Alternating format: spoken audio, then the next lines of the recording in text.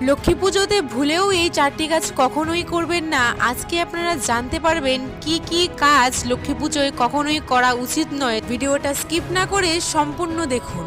প্রথমত, মা লক্ষ্মীকে কখনোই তুলসী পাতা নিবেদন করবেন না, এতে আপনাদের জীবনে চরম দারিদ্রতা নেমে আসতে পারে, লক্ষ্মী হবেন রুষ্ট। কিন্তু মা লক্ষ্মীর সাথে যেহেতু ভগবান নারায়ণের পুজো করতে হয়, না হলে মা লক্ষ্মীর পুজো কখনোই সম্পূর্ণ হয় না, তাই নারায়ণকে কিন্তু তুলসী পাতা আপনাকে অর্পণ করতেই হবে এবং সেই তুলসী পাতাটি আপনাকে পূর্ণিমার পূর্বেই সংগ্রহ করতে হবে। এর কারণ পূর্ণিমাতে তুলসী পাতা তোলা নিষেধ। দ্বিতীয়ত, মা লক্ষ্মীর পুজোয় কখনোই ঘণ্টার ধ্বনি ব্যবহার করবেন না। ঘণ্টার ধ্বনি ব্যবহার করলে আপনার জীবনে কিন্তু চরম সংকট নেমে আসবে। তৃতীয়ত, মা লক্ষ্মীর পুজোর সময় কখনো লোহার জিনিস ব্যবহার করবেন না বা লোহার বাসনপত্র ব্যবহার করবেন না, কারণ মা লক্ষ্মীর পুজোর সময় লোহার বাসনপত্র বা লোহার কোনো উপকরণ ব্যবহার করলে সেই স্থানে মা লক্ষ্মী কখনোই বসবাস করেন না।